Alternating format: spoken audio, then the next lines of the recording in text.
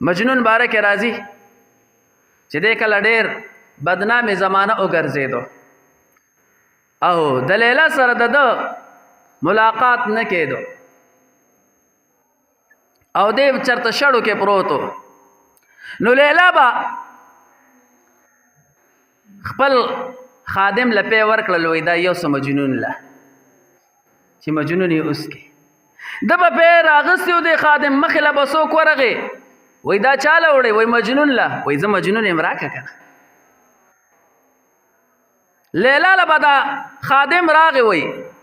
نو وای لیلا به تې تپوس کو چې مجنون زما باره کې څه وي وای هغه خو سم نه وي خو پې یې رانه واغستل او ویې څکله لیلا پوه شوله چې دا مجنون ته نه رسیږي یو وارې والا تش جام ورکو او چاړې م ورله ورکړله وی لاړ شه او مجنون ته ووایه چې لیلا وایي چې زما غوښه پکار ده د چاړه او جام راغستی دی یو والله مخې له ورغی وایي څه کوې وایي مجنون ګورمه هغه ورته وایي زه مجنون یم که نه وایي ښه دا چاړه ده او دا جام دی لیلا غوښه غواړي وایي لاړ شه هغه مجنون وروسته دی موږ د پیو مجنونان یو کله چې مجنون له راورسېدو مجنون ته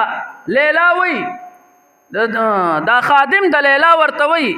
لیلا غوښه غواړي وایي راکه چاړه کله د پتون نه غوښه کټ کوي کله د لاس نه غوښه کټ کوي کله د یو ځای نه کله د بل ځای نه وایي پته نه لګي چې لیلا به کومه غوښه غوښتلي